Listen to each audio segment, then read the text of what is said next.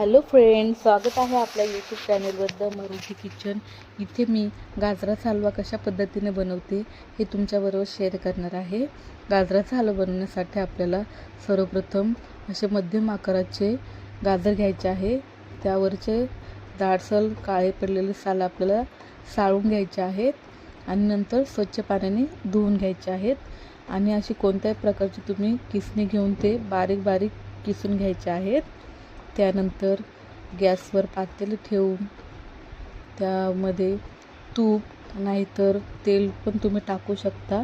तुम्हाला ज्या पद्धतीने आवडतं त्या पद्धतीने तुम्ही काही टाकू शकता.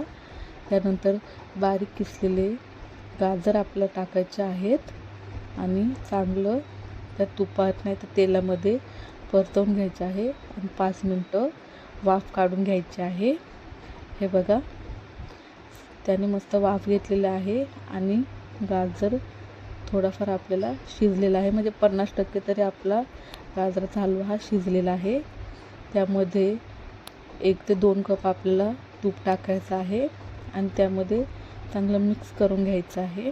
हे बघा, दूध टाकल्याने चव खूप छान लागते त्याची. आता त्यामध्ये आपल्याला चवीनुसार साखर टाकायची आहे. तुमच्या आवडीप्रमाणे तुम्हाला गोड पाहिजे असेल तुम्ही जास्त साखर टाकू शकता आणि ते पण आपल्याला चांगलं मिक्स करून घ्यायचं आहे. त्यानंतर आपल्याला माझ्याकडे क्रीम होती, मलाई होती, ती मी त्यामध्ये टाकलेलं आहे.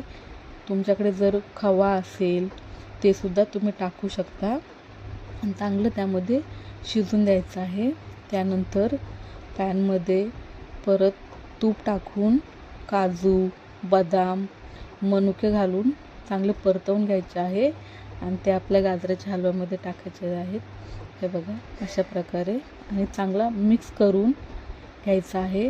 त्यानंतर अजून चव येण्यासाठी आपल्याला त्यामध्ये वेलची पूड घालायची आहे आणि थोडा गाजराचा हलवा परत आपल्याला 5 ते 6 मिनटं चांगला शिजून द्यायचा आहे.